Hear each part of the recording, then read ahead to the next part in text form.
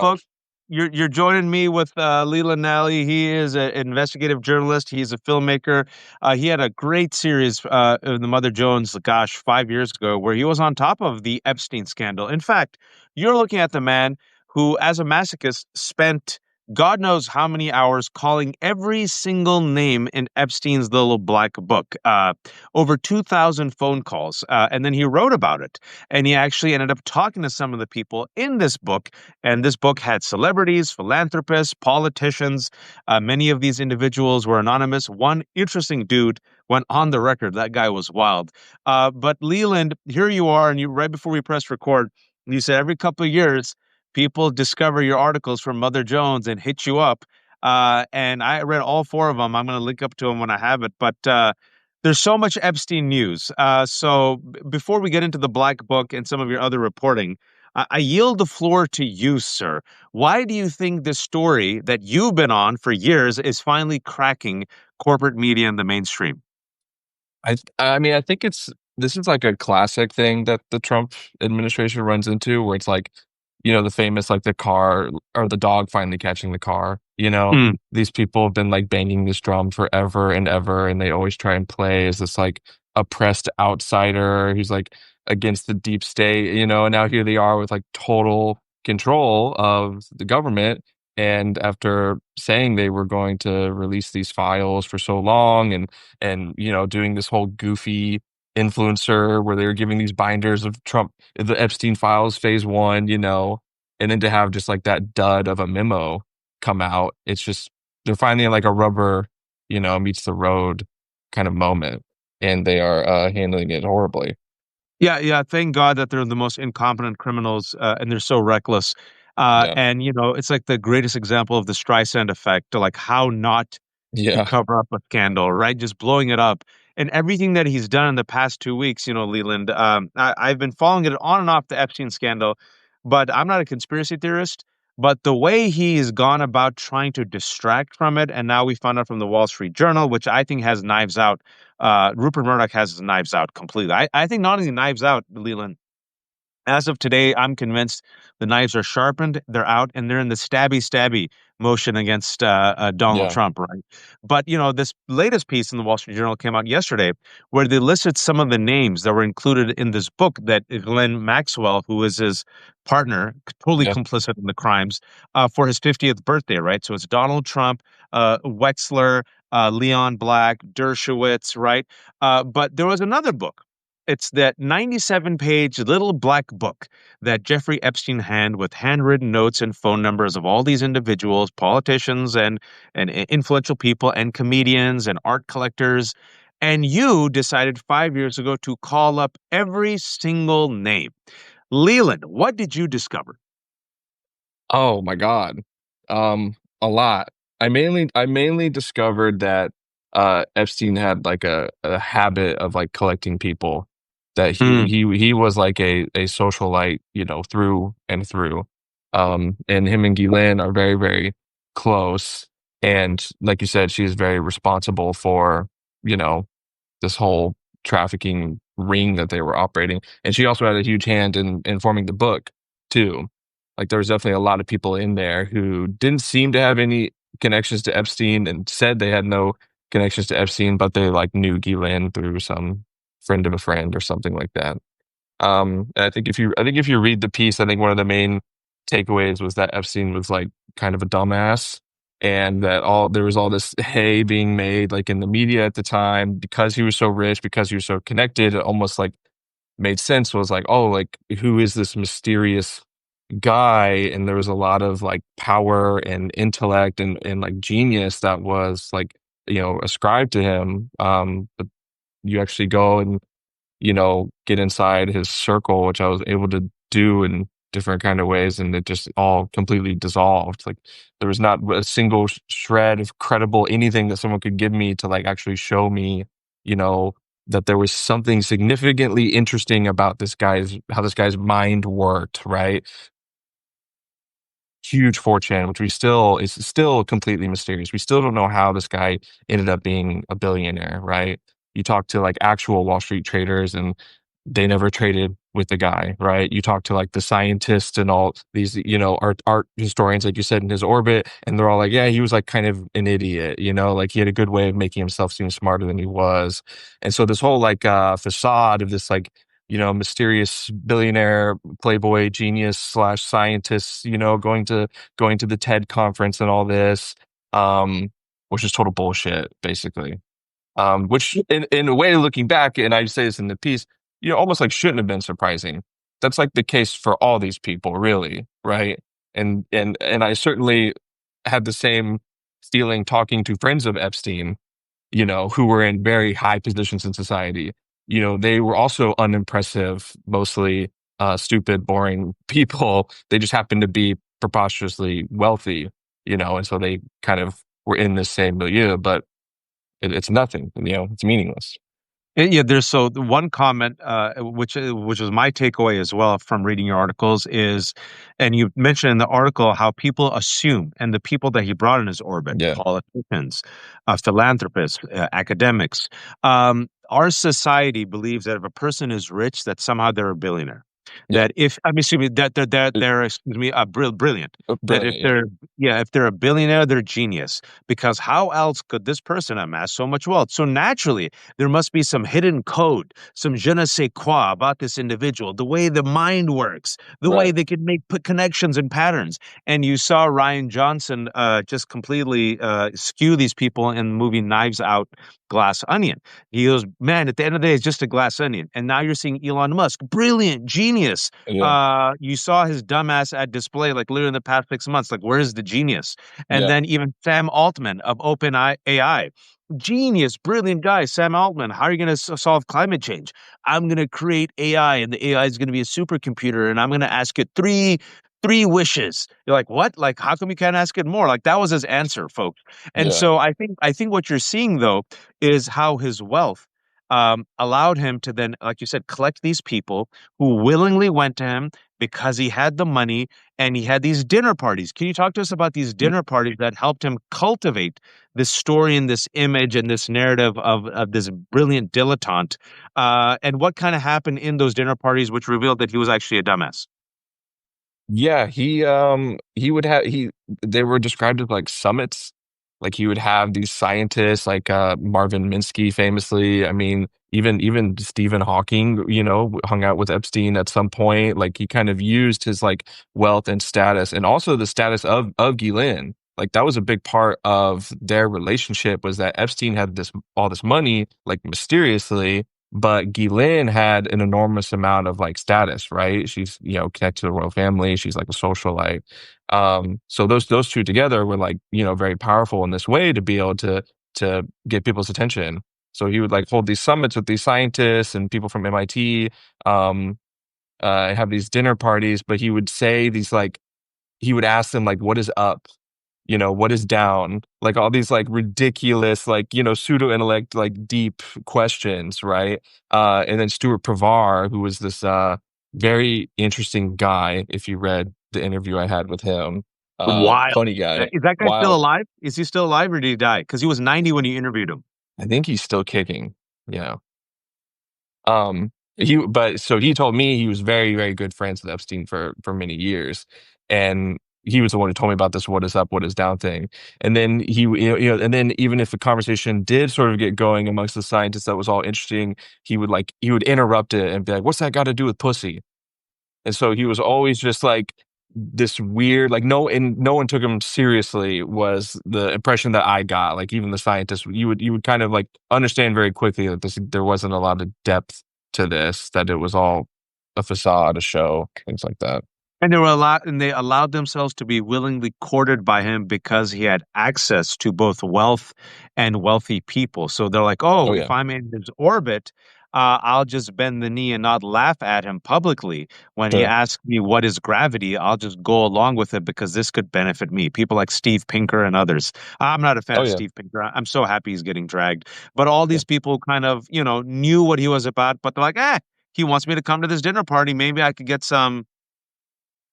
yeah. I mean, yeah, it's a classic story. Like he did it in big ways and small ways too. Like he would do it in big ways with like really prominent figures by sort of like dragging them on in this like, philanthropy angle, right? Like maybe he's going to like, give some huge fund to a university or to their research or something. And he did it in small ways too. Like one of the, I spoke to a woman who was, in college and went to Epstein's house after having an interaction with Ghislaine, under the pretense that he was going to like invest in her screenplay.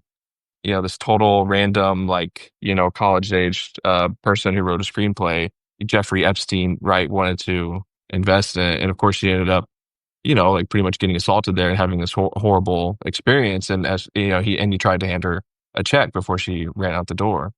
So yeah, I mean, this was how he got, he wielded this money over people in big ways and small ways. The 2,000 people that you talked to, how many people just hung up the phone on you immediately?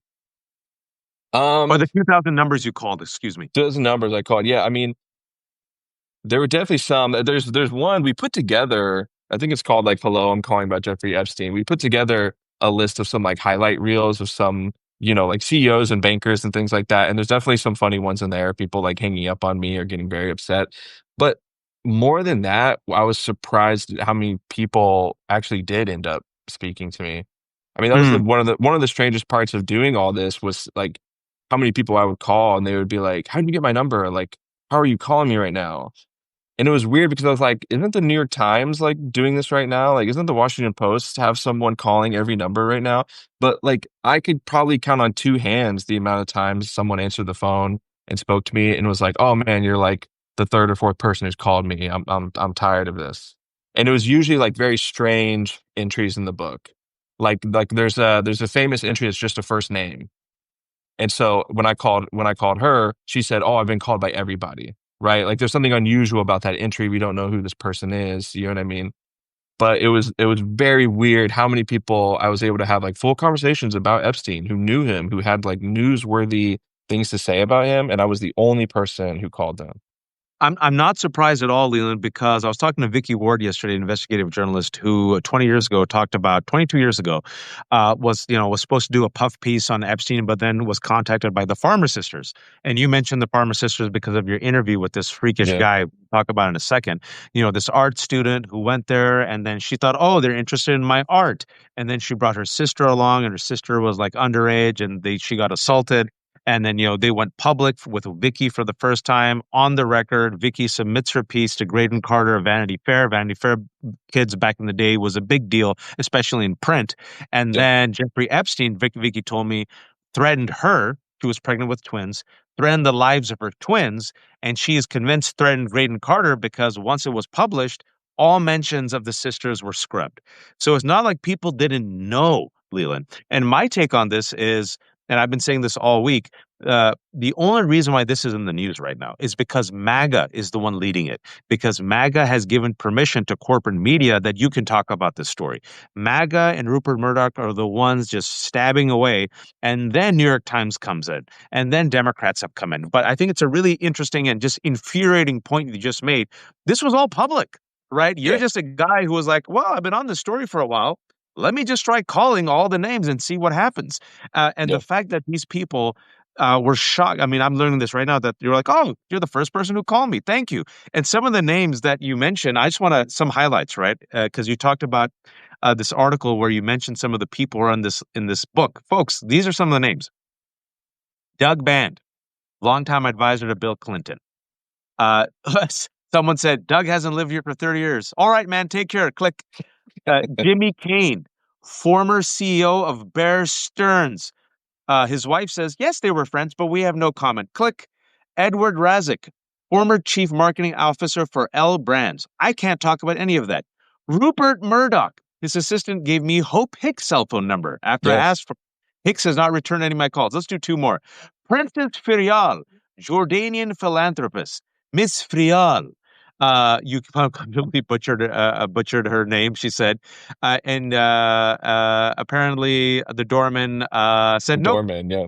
Yeah. And But then then, but Peter then I Roth. just asked. Then the funny thing is, I just asked that doorman. I was like, "Oh, like, how can I get in touch with her?" And he just told me like immediately, like where she was, who she was with, and like how to get a hold. The same thing happened when I called. I tried to call like a number for for Prince Andrew, and I got like transferred like 15 different times throughout like various sectors of royalty before they figured out that I was like some pesky journalist trying to get. It's amazing if you just call someone up and just speak very calmly and authoritatively. Basic What journalism, Yeah, it's the thing is, it's basic journalism that no one yeah, did, and I think that's what brings up a lot of questions. I want to give two more names, just so because I'm gonna bring two more names, and I want to land on a third name that came out yesterday.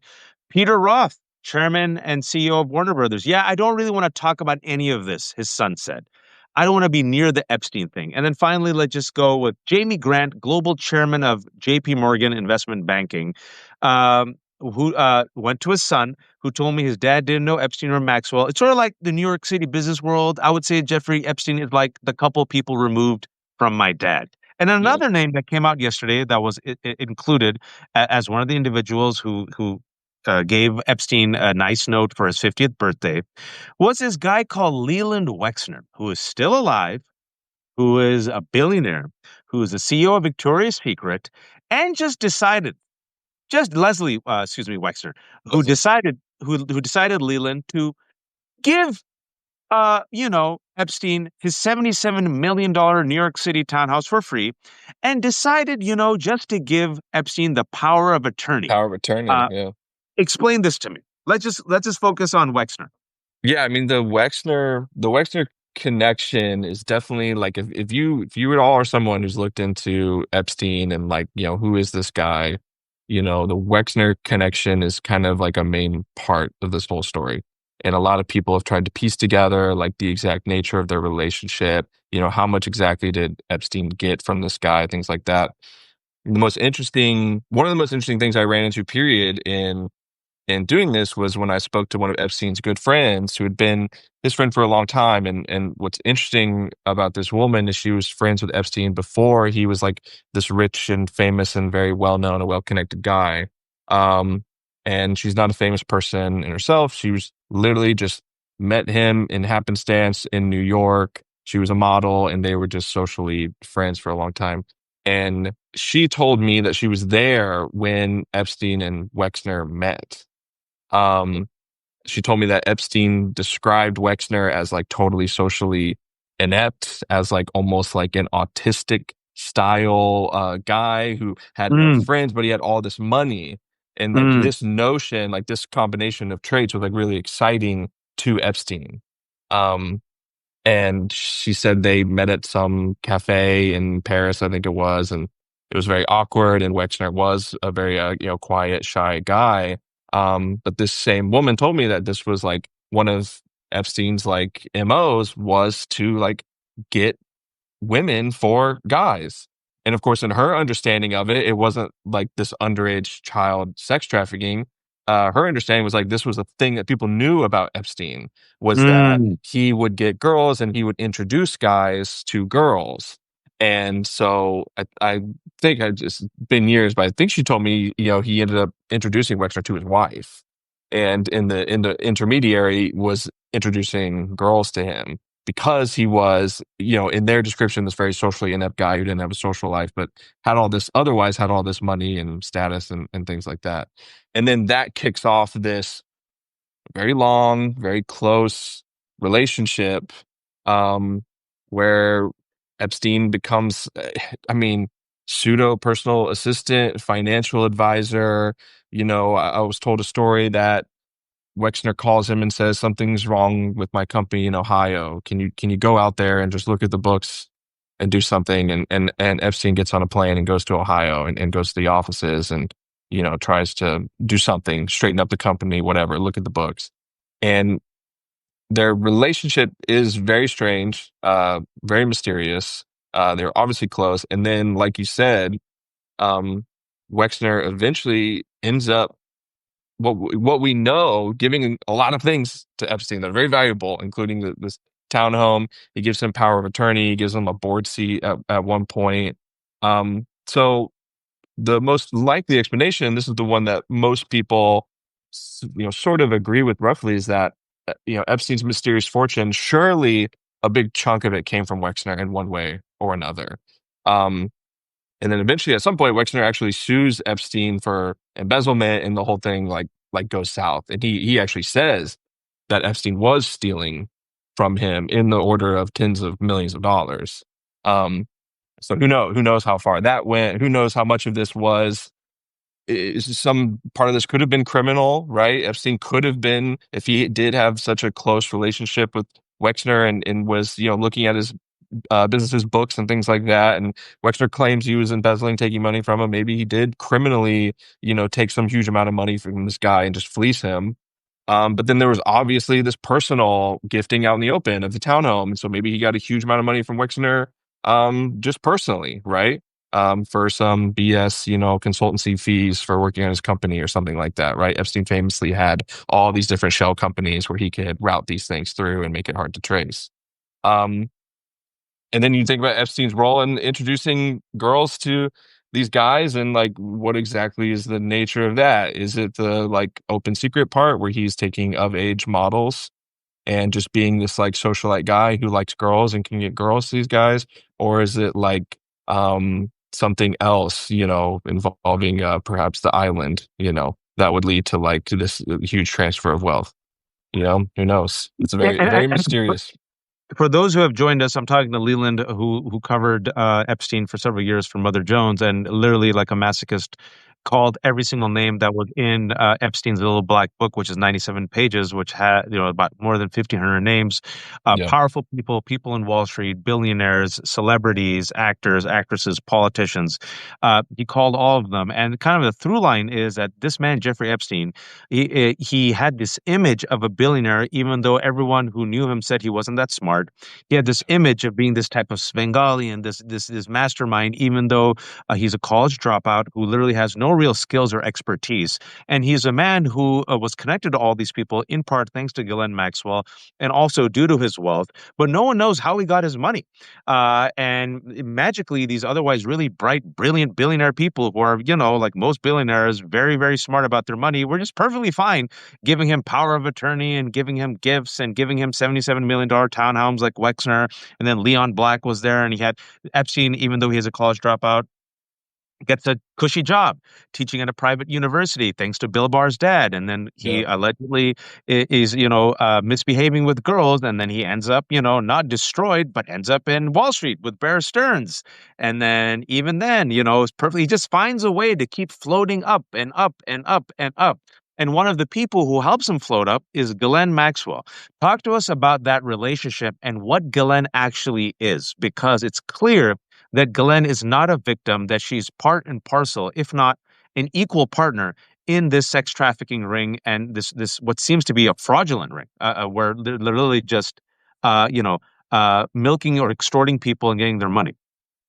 Yeah, I mean, the of the like small handful of women that I talked to that had um like a direct experience with Epstein where they were assaulted or they had some very strange interaction with him one on one in one of his properties, they all were approached by Ghislaine first. So maybe they like bumped into like one of them bumped into Ghislaine at an art fair. Another one was through a friend of a friend. Another one, Ghislaine just walked up to him in public, and things like this. The woman I talked about earlier, who was going to get her screenplay funded by Epstein, right? That she was contacted by Ghislaine first, and a lot of the victims who've come out on record, pretty much all of them said, yeah, it was Ghislaine who contacted me, who said, whether it was like the massage or whether it was just, hey, want to, come over. The farmer girls, right? They were going to be like these artists in residency, like all this like crazy, ridiculous bullshit just to like, get these girls like close to Epstein in a way that they could, manipulate them, abuse them, things like that. So yeah, she was a major player in this, like for sure. Like the only people who deny this for the most part are like people in the UK who have an interest in protecting her name. You know what I mean? Like there's no reasonable person who's really considers Ghislaine to be like an innocent part of this. Like the evidence is very Yeah, clear.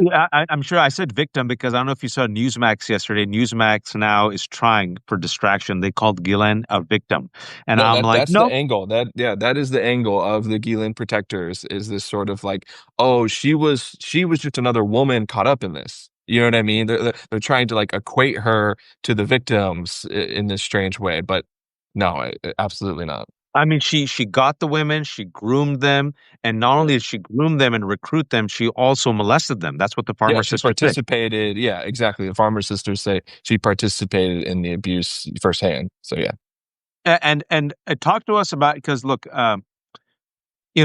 someone just tried to troll me on Blue Sky, which is fine. They're like, "Oh, I see you're all over Epstein now. How come you weren't following it, folks? I'm a middle-aged dad. I drive a Honda Odyssey minivan, right? Like I'm independent. I'm trying to do what I can. But I'll be honest with you, with the Epstein thing, it wasn't my beat. So I tried to talk to folks who were in the Epstein, uh, uh, you know, uh, uh, scandal. But I'm trying to deal with fascism, and I don't know, trying to protect our democracy. But I'll be honest with you, yeah, also, there was so much conspiracies spouted by the right wing, and that's what I followed: the right wing, Epstein, QAnon, the replacement theory, right? So I am not a conspiracy theorist. So this Epstein stuff, I'm like, all right, this goes deep, but I also don't want to get into these weird anti-Semitic conspiracy theories. But the more and more now, the last couple of weeks, you read about it, and you're like, man, like this was all out in the open, and Ghislaine Maxwell's father was a spy, yeah, and you talk about and you wrote about the sweetheart deal. In the sweetheart deal, I want your, you're reporting on this. Alex Acosta, who was a U.S. attorney in Florida at the time, gave Epstein the sweetheart deal in 2007, right? yeah. I think so. And then later on, it was reported that Alex Acosta, when he was asked why did you give him the sweetheart deal, it's that he said, "Well, we were told that Epstein was intelligence." We were told to Talk to us, back off. Yeah, yeah, talk to us about the sweetheart deal for people who don't know. yeah. It's interesting because like what you said, right? Like I didn't want to get involved because I'm not a conspiracy theorist, and there was like I talk about this in the piece. Like it's hard to it's like 5 6 years ago, it's hard to remember just the vibe at the time of his death was like just outrageous because it was this feeling of like this was all right out in the open. There were like jokes and there were memes about how Epstein was going to die in prison, right, because of how much was at stake for all these wealthy people he was connected to, and then it actually happens. Like it was just this kind of like jump the shark feeling of like going fucking crazy that this is all happening in the open. And one of the things that is like, I mean, it's really the main thing to like that really differentiates us from some like baseless conspiracy theory, is this plea deal. I mean, Epstein was like serially molesting young girls in Florida, without a doubt, and he was given this absurdly sweet plea deal from Alex Acosta, then U.S. attorney, who then was later, in the Trump administration. Um, that was later on found to be, so good it was illegal, essentially, where he was able to like do he was like clocking into prison essentially, and he was able Yep. to have visitors, and he had this sort of like private suite 9 to 5, and he could go home and he could work and he could do all these ludicrous things. I mean, like one of the crazy things is his butler, right, Albert Rodriguez. He's the reason why we have the Black Book. Albert Rodriguez was a butler of Epstein's, and he took the book and he tried to sell it, and he actually got arrested for this. And his claim was that this book was an insurance policy for him, that he thought Epstein or some Epstein associates might try to kill him. The circling in the book, the handwriting, we believe this is all Albert Rodriguez. He tries to sell the book, and this is how it gets leaked, and how eventually years later I get an unredacted copy. He served more time in jail than Epstein ever did. Right? He served Because more he time lied to the FBI, right? because he lied to the FBI, right? He served more time in jail than Epstein ever did for, again, like serially molesting young girls. And then it comes out that the state of Florida had interviewed dozens of victims, and the case had been so much bigger than was ever even tried. That you can read about it because it really just goes on how absurd this plea deal is. Like a good line. Like I spoke to Gloria Allred because she was representing some Epstein victims. And I was telling her, because when I was trying to figure out this plea deal, like every single person I spoke to, there was no good answers, like at all. Everyone was like totally shocked by this in the legal world, lawyers who were involved in the case. And I was talking to her and I was like, yeah, it's just crazy. I've spoken to everybody now, and there's not even anything close to a good answer. And she was like, oh, well, like that's the answer. Like when you can't find a good answer, like sometimes that's your answer, right? And then there's this famous piece of reporting from the Daily Beast where Acosta was reported to have said that during an interview with the Trump administration, they brought up this controversial plea deal that he gave out. And his response was, I was told Epstein was with intelligence and I was told to back off. Mm. Um, Now, again, that's reporting from the Daily Beast. Alex Acosta is still around, right? People can go and talk to him. He's been very cagey about this, and he's issued a lot of like non-denials about this quote. But hopefully, someone out there is. I'm sure he's getting pestered right now. Um, so yeah, so that's the thing that is.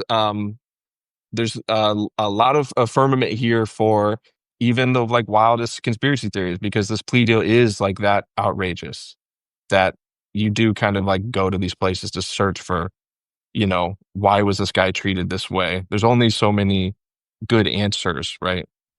Yeah, I mean, it's one of those things. I'm not a conspiracy theorist, but it's again, there's just so many more questions than answers. A Yeah, man who is a college dropout, who has no business being hired as a teacher, a math teacher, at this prestigious private university, is hired by Bill Barr's dad, where he allegedly in the next year molests and or tries to go after young girls. yeah, And then one of the parents of one of the students in that school, I think it was Alan Greenberg, I believe. He says, "Hey, you know what? How about you come to Bear Stearns and Wall Street?" And then he goes to Wall Street where he hobs up with all these billionaires and he's given all these accounts. And then one of his partner is engaged in one of the at that time one of the largest Ponzi schemes. But Jeffrey Epstein uh, doesn't go to jail. And instead, Jeffrey Epstein keeps failing up and up and up. And then he gets yeah, introduced to like Wexner and then other people like Leon Black and all these other folks and nobody seems to ask like why are you freaking failing up in life and what are your skills and how come you're getting access to all these like huge accounts and how come Wexner gave you power of attorney and where are you getting all this billions of dollars from and why yeah, is Ehud Barak, the former prime minister of Israel and former head of IDF, visiting you so many times, right? yeah, And why is Ghislaine Maxwell like doing this and how come it's all in the open and how come Graydon Carter Vanity Fair spiked Victoria Ward's article, even though the Farmer Sisters went public. Like it comes to a point even where like me, I'm like, yo, yeah, what's happening? yeah. You feel crazy. Yo, you feel Trying to crazy, right? piece it all together, yeah. Yeah, and I mean, a lot of attention is rightfully, given to Epstein and his island, right? And the like, the more extreme of the trafficking cases with Jean-Luc Brunel and these, models and young girls, some reports seeing girls as young as 14 come to the island and for sure. But what we're talking about right now, like, it should not be missed that he was serially molesting young girls in Palm Beach, in Florida, and had a case. He had criminal charges brought against him, you know? Um, and again, you should just read anyone watching should just go read about this deal. I think it was like 13 months and like 6 days a week he could be outside of the jail and be at his work and then the one day a week where he could have visitors. It was totally ludicrous arrangement, And the state had interviewed dozens of victims. So he had a case against him. This wasn't like this guy got away with everything and then he has this crazy death and now we're piecing it all back together. It's like, no, he had charges brought against him at one point and he completely got out of it and was able to go on and do like the most like horrific of the horrific that we all know about. And he lived for another 11 years Yeah. until the dam broke. And then he was arrested during Trump's administration. And then he died. And then Yep. you sit there and go, I always thought, okay, it's a bit fishy to me. I was not surprised. I'm like, if someone comes out later and says, really powerful people found a way to like bribe the guards to turn their back while Epstein killed himself, I'm like, I could buy that because there's way too much money, way too much power, and then they said, no, no, no, he killed himself. I'm like, all right, probably did kill himself, but I'm sure the guards probably turned away. That's what I thought. That's as far as I went. Yeah. But then the Trump administration's like, oh, yeah, we're going to release the video, but here's 2 minutes and 50 seconds that's going to be cut out. And I'm like, bro, you're Yeah. making me the conspiracy theorist. Like, Yeah. And you can't even really see the door of his cell either. Yeah, I mean the video is essentially meaningless with that 2.5 minutes out and not being able to even, see the door and everything. So yeah, it's crazy, man. I mean, for what it's worth, like nobody that I talked to, and I'm saying this in the piece, other than Alan Dershowitz, was like, yeah, he killed himself. Like I think there was something in Jeffrey that I could see that being a possibility that he would take his own life. Like everyone I talked to was like, no, I don't think he killed himself. People didn't. Wow. Yeah. Wow. So they thought this is a guy who would never do that. Yeah, that they're like their gut feeling on it was like, I just can't see that happening. Like he had such a big ego. He kind of thought he could get away with everything. There, like even in that jail cell, he could have been thinking like, "Oh, surely there's some way for me to get out of this," or whatever. You know what I mean? Or even people who were convinced that he was a part of intelligence were like, "Oh, he would have known that he had some way to take care of this." On and on and on. It was just again, everyone except Alan Dershowitz's gut feeling was that there was no way he would kill himself. And Alan Dershowitz was one of the names announced in the Wall Street Journal article yesterday as giving a nice little note to Epstein for his 50th birthday. And interestingly enough, Dershowitz says he knows some of the names. He says there's politicians, celebrities, really wealthy people. And he says, expose the list because it'll exonerate me. Because, Yeah. yeah, because he was one of the people who apparently was alleged. And then later on, the lady recanted it. But, Yes. I have not brought the name Donald Trump yet because I Mhm. think it was important for people to know that this has been happening for a long time. This has been happening in the public. There are other names than Donald Trump. And another Wall Street Journal article that came out this week said it was Donald Trump was in the list along with other notable people. And Donald Trump was told about it, according to the Wall Street Journal, in May, folks, by his Attorney General Pam Bondi. Now, I try to keep the receipts. That was late May. About a week later, Elon Musk, during his breakup with Donald Trump, if you all remember on June 5th, he tweeted, bombshell, Trump is in the file, which means to me, Leland, if all that is correct, the Trump administration has been lying to the American public and engaged in a cover up for the past 2 months. Yeah. Yeah. That is what that would mean. I mean, again, like that's kind of like the first thing you asked me. I mean, that's why uh things are blowing up in the way they are right now because this is all very apparent. Like what possible good reason could there be for these people to renege on this years and years of banging this drum and then suddenly not release the full Epstein files, right? Um, it's impossible to avoid the conclusion that they're protecting Donald Trump. Your reporting, do you have any reporting as to what are, and let's be bipartisan here, Trump and Clinton's participation with Epstein and their relationship to these documents? Yeah, I mean, you already talked about Doug Band. Doug Band was a longtime advisor to Clinton. He was definitely like a friend of Jeffrey Epstein's. Like he was more than just like in the sort of social connection. They traveled together. Him and Clinton traveled together. Clinton's in the flight logs, sort of famously, right? And Donald Trump. I mean, their friendship is well documented. I mean, it's like every other day you see some new photograph of them circulating on social media. It's amazing how many times they've been photographed together. Actually, the famous NBC footage of them dancing together, at some party and things like that. And then the birthday letter that just came out. I mean, it's clear that these people were very close. I think it's Wolf who says has recording of Epstein saying that he was Trump's closest friend for 10 years, Yep. Yep. which to me is totally believable. Trump is not a guy with a lot of friends at all, and you see the kind of adoration that he was giving Epstein in the 90s, and it's totally believable. And Trump like famously gave that quote in 2002 to New York Magazine talking about how Epstein likes girls and a lot of them on the younger side, things like that. Um, yeah, so they're in a ton of shit. Um, I think it's clear what they're doing is just trying to protect Trump. He's in these files. He's probably all over them, considering how close they were for that span of time, that early '90s to early 2000s when Epstein was doing a lot of this. So Can I I ask think you this time. question, Leland? Because I'm Yeah. looking at the timelines and I saw a quote or from like the Bill Clinton camp that said, Bill Clinton had cut ties with Epstein. And it's been 10 years since he's talked to him. And doing the math, I said, okay, that would take it to about 2008. And 2008 was during the sweetheart deal where Hmm. Jeffrey Epstein, had to admit that he was a child predator and was convicted. But then, like you said, somehow was able to just stay out of prison for 6 days a week and then self-report. Yeah. However, you've done the research.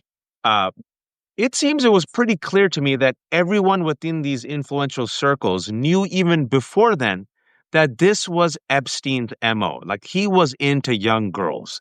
So Yeah. is it plausible to say that, oh, Bill Clinton had no idea up until 2008 and the sweetheart deal that Jeffrey Epstein was involved with these allegations of child predation and sex trafficking? Yeah, it's tough, right? Because they have such a tidy excuse, which is like, oh, well, he was like a socialite and he was running around with models and like, yeah, he liked young girls, but this was New York in the 90s, and like, of course they were of age. Like we didn't mean young girls, right? They have a very tidy, excuse for this kind of thing. But yeah, I mean, in a way, it's like similar to like the Harvey Weinstein thing, right? Where it's like this big open secret for a long time, and then it became this, that blew up in this huge way. Like everyone knew that this was his MO. Everyone knew that he just like mysteriously had girls around all the time who were young, right? The Lolita Express, right? The name of his plane. Like Gross. a part of Epstein that I think the media like missed out on, that I kind of like um ran into time and time again, was like he loved the like reputation he had. like like people would report on like the weird art in his house and how like evil and strange it was, or that he would play chess games with his servants as the pieces, and it all made him seem like this huge, private island Bond villain type figure. Like he loved that. He loved leaning into that, right? Like one of the stories that was told to me, again by that woman who's really close with him, was that he dated for a time Shelley Lewis, and Shelley Lewis was of age. She was very young. I think she was, in her early 20s or late teens, something like that. Um, but she looked very young. Like she looked very, very young, almost like prepubescent. She was very short. She was, things like this.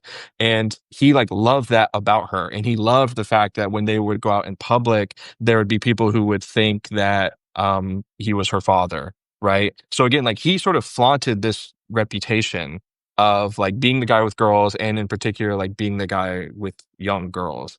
So yeah, it's like impossible. And again, like a guy like Donald Trump just says it, on record to a magazine reporter in 2002, that yo, yeah, he likes young girls. And like everyone, knew this. The question is like, did they know that they were minors? Did they know?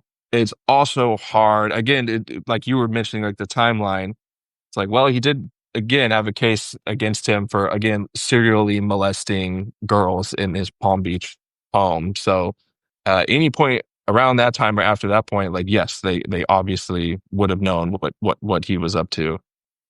But as before that, I mean, it's like the $1 million question. You know what I mean? But with how close some of these people were to him, like especially like a guy like Trump running around like he is, like yeah, it's maybe a little hard to believe that he never got a whiff that Epstein was, you know, among all these girls that he had around, that some of them were minors, you know.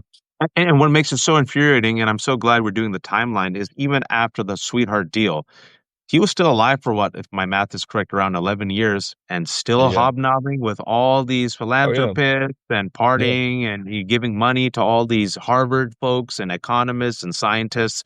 And they had no problem, Leland, taking the money from a Oh yeah. well-known convicted pedophile. Yeah. Yeah. Absolutely. Um, what's the question, and you've teased it, but if you're on the beat right now and you were getting paid, and I hope someone does hire you because you've done the work, what are the threads that you want to pick up on that you think not enough people are picking up on right now when it comes to Epstein, Trump, and the money? Yeah. Trump and Epstein's relationship for sure. Like we're already getting this like trickle out of things that are like filling in this picture of just how friendly they were. That it was a lot of things you hear is like, oh, this was New York in the 90s. All the rich people, they went to the same dinners, they went to the same parties. Um, but I think what we're finding out, no, is like, no, there was like a special point of connection here and affection for each other. Um, the birthday letter is so fucking weird and intimate this conversation, enigmas, and may every day be some wonderful secret is so bizarre, vaguely homoerotic and flirtatious. They clearly had like a close relationship here. You know what I mean? So I think that A wink wink type of like, hey, we're part of the frat. We know the secret, bro. The secret yeah, handshake. yeah, yeah, and it's interesting too. I was just looking the other day about Trump's made a lot of weird public remarks like sexualizing children. A lot of these came up in like the 2016 election where he ran into these two 14-year-old girls that were in some choir in Chicago, and there was a reporter there, and he said, "Oh, in a couple years I'll be dating you." Right? He said this to a 10, he pointed to a 10-year-old in New York, and he said, "Oh, in 10 years I'm going to be dating you." He like would call Ivanka hot when she was 16. Yes, that's Um, exactly it. The numerous yeah, comments about his daughter. yeah, very bizarre. You really, if anyone watching should go read all the weird stuff he said about Ivanka and Tiffany. He commented on Tiffany's legs when she was 1 years old and said like, "Oh, she's got her mother's legs, and time will tell if she gets this." And he like made this gesture to his chest. And what's weird is all these comments were in the exact same period as him and Epstein's relationship. Like if you kind of like look at a timetable of all these comments they made, they're all like exactly this like 92 to 2002, three period. So Or they had clearly their like falling out in 2004, I think, right? 2004 is supposedly the falling out over that property in Florida that they were bidding against each other with, and Trump wanted Epstein to back off. Um, so again, like there is like both this picture forming of Trump and Epstein being more than just like two rich guys in New York who, like, of course, they sort of ran in the same circles. It's clear that they were friends. It's clear that Trump, admired parts of Epstein and was like affectionate towards him. And then also, like, there's all this stuff about Trump that has always been out there that we kind Yep. of have forgotten about since 2016 because everyone made such a furor about it in 2016 and it made no difference, right? No one, he won the election. Ultimately, nobody cared that this guy has like this 10-year track record of saying totally bizarre sexualizing comments about children, right? But I'm interested in like, is that picture going to fill out too? Like Trump as this like pedophilic figure making these bizarre claims, or at the exact same time that is his closest period of friendship with Epstein. It's very very bizarre how it all links up, and Leland, it's I always try to remind people, people always say he's a criminal. And what they forget is, in addition to being a convicted criminal, he's been held liable for sexually assaulting E. Jean Carroll and defaming yeah, her. And he's had nearly like double digit, almost 2 dozen credible accounts of sexual assault. And yeah, furthermore, in the first Trump administration, General Kelly, who then became his chief of staff, had to interrupt Donald Trump because he was so uncomfortable because Donald Trump was sexualizing Ivanka, talking about her body and her legs and this and that, that yeah, General Kelly allegedly said, "Sir, that's your daughter." yeah, I feel like it's one of those situations where it's what's so infuriating, Leland. And again, my mistake as well. I'm complicit in this. There's so much news. There's so much stuff. I'm independent. Maybe I should have followed the news, even though this wasn't my beat, right? And I've been trying in my part to connect the dots. But Epstein was never my beat. I tried to talk to folks, but this was out in the open. This was out in yeah, the open, and there were people, Vicky Ward, Julie Brown of Miami Herald, you for Mother Jones, like several people trying to beat this drum. And only, and this is my take, because Murdoch is now sharpening the knives and MAGA is coming after Trump, it has given a permission structure for corporate media to come out and do more about this issue, yeah, right? And it's yeah. I also mean, forcing me to to do what I can because the financial trail, like I said to folks who were watching, there was a lot of stuff happening. There was a pandemic. My daughter had cancer. I'm independent. This isn't my beat. So I was just, was there. I was there, but I didn't connect sure, all the dots. But more and more, I dive into this because this is apparently, I was talking to Allison Gail Muller, she wrote, I had to poll that 80% of Americans are not following it. And she said actually 89% of Americans are following this. Now that it's like up front, all of us are like, yo, like, yeah, how could this be happening for so long and nobody said anything?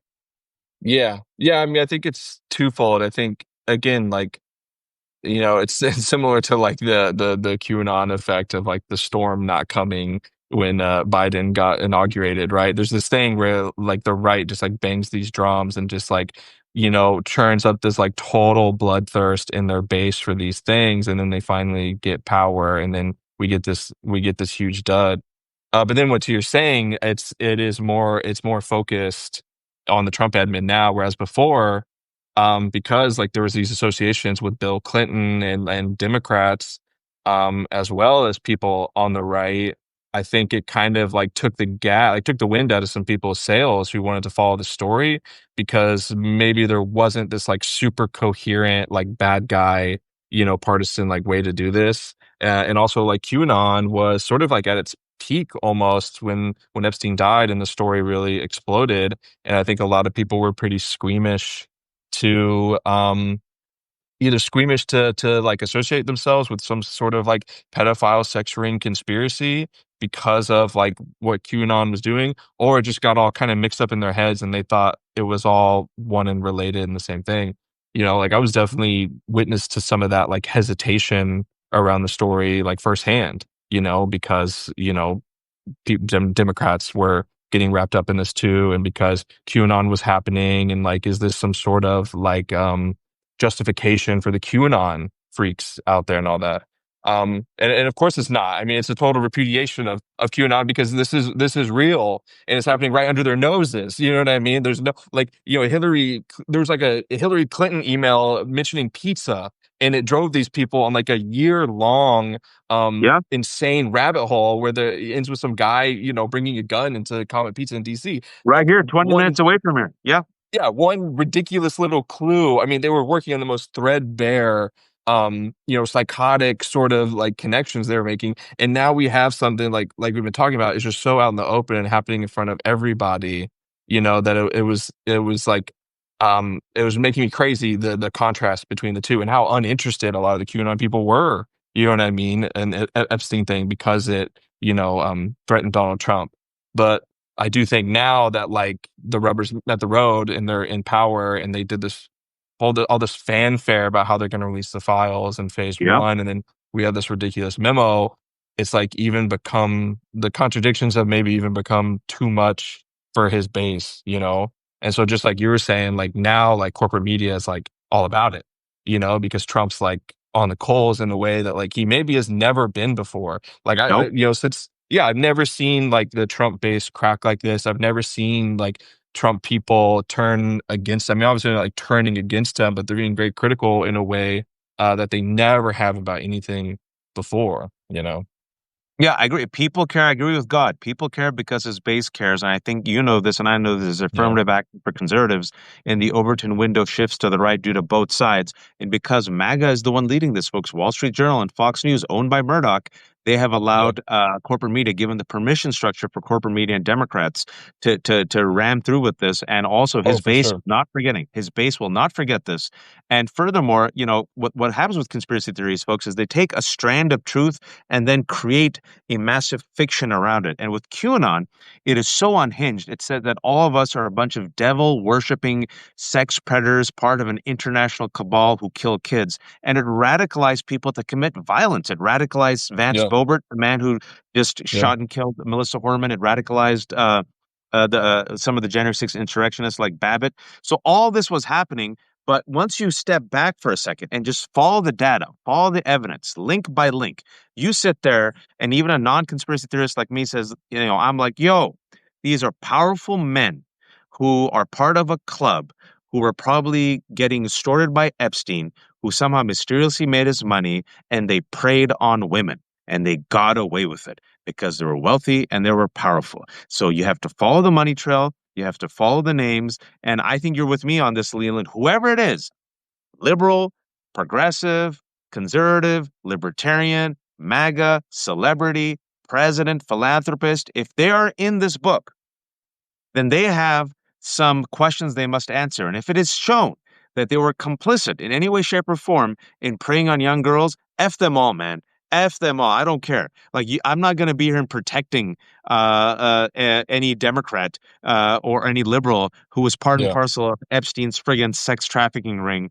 And the fact is that there's only one woman, and she's a piece of shit, Ghislaine Maxwell. But no man has been convicted. Epstein died.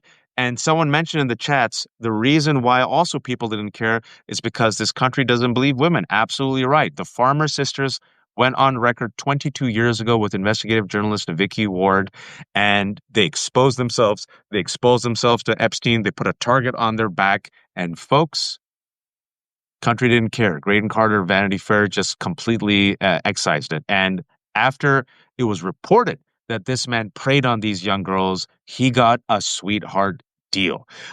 So, folks, the chickens are coming home to roost. The ghost of Epstein is coming back from the grave and dragging all of these mother effers down with him.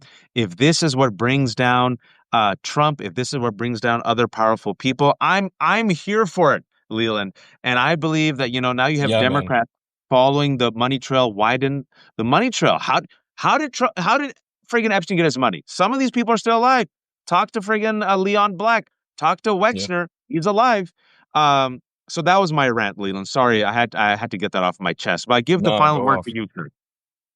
No, I mean, again, like what we were just saying before this, like we've never really seen Trump on the coals like this. And I would just say when that letter came out, that birthday letter, and I read that, like I just could not believe it.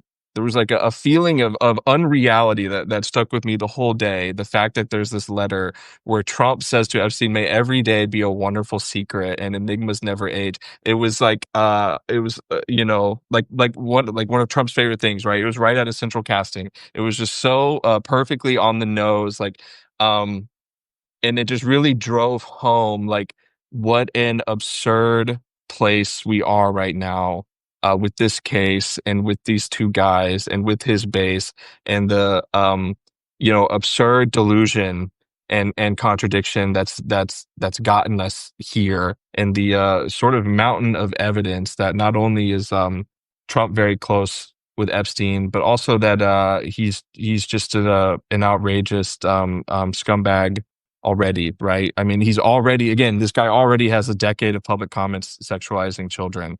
There is a funny part of this that's like, does he really actually even need to be in the Epstein files? Like, didn't you guys already, isn't there already a sort of enough out there?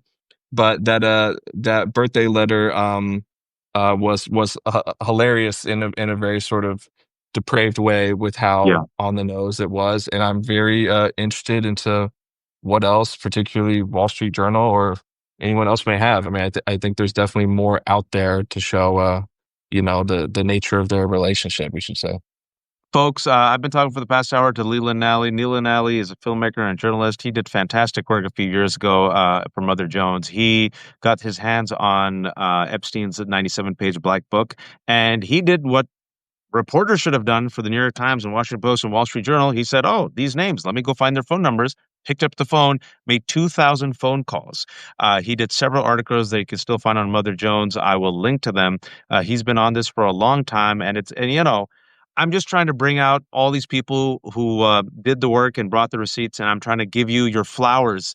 So Leland, if you look at the chat section, all these people right now are like, "Thank you, Leland. I know it's." I hope it goes in some small way. And this entire conversation will be up later tonight for the people who joined in late. Um, Leland, can you shamelessly promote yourself before I let you go? Yeah, sure. I guess you can find me on Twitter at Leland Nally. Um, I haven't written for a few years. I've been working on a film with a couple of friends, a documentary, and journalism's a tough business. It's hard to get, I'm sure you know, it's hard to get paid, right? I mean, I think that Mother Jones piece took me like 2 years and netted me like $1,000. So it's a very tough way to make a living. So I'm actually working on a road crew installing traffic barriers right now. That's my bread and butter. What's paying my rent. So it's a tough business. But you can find me at Twitter, and if something does come about, I'm kicking around a few things. If something does come out, you'll be able to find it there. Leland, it pains me. There's no shame in doing what you're doing. Most people work, but the Hmm. fact that your pieces were so good, are so good, I'll link to them. And the fact that you're telling me that you can't do this for a living full time, Yeah, and you're paying the bills through other ways, that is unacceptable to me. So I would recommend shamelessly, and if I hope you don't mind, unsolicited, because everyone's talking about Epstein, and all these people are now jumping on it who you're making money off it. I'm talking to experts. If you can, get yourself on Substack. Um, People will subscribe to sure, you. People will become paid subscribers. And talk about what you're talking about with me right now. There's no reason why you should not be hosting your own Substack on YouTube because you've done all the work. And right now, in this moment, if you just say, "All right, Leland talks, Leland speaks on Substack," yo, I'm the only guy who called every single freaking name in the black book. Why don't you talk to me about Epstein? If 89% of Americans want to talk about Epstein, I'm the guy you should sure, probably hear from. And I think people will become paid subscribers like today. sure. Yeah, maybe so. I appreciate it, man. I do. Yeah. Thank you everyone for listening. This is the Left Hook. Yep. Journalism, independent journalism, commentary. It's tough. But It is. like a terrible capitalist, I have kept everything without paywall. I've kept everything for free. Oh You yeah, pay man. what you can because I want people to understand this knowledge and talk to experts like Leland and others who've done all the work. Leland, you can also become his friend on Substack. He has what's that at Leland. Oh, there you Yeah, go. Pledge Leland to Nally. Leland here. Look at that. Someone just did that. Yeah. Pledge to Leland. Become a subscriber, become a paid subscriber, and hopefully we can force him tonight to do his first post or first video. Folks, the entire conversation will be up later tonight. Thanks so much for watching. Thank you, Leland, for all your work. This has been the Left Hook. Be kind to each other, be empathetic, and please, oh please, don't be a fascist. Leland, thank you, sir. Nice Take talking care, with you, buddy. man. See ya.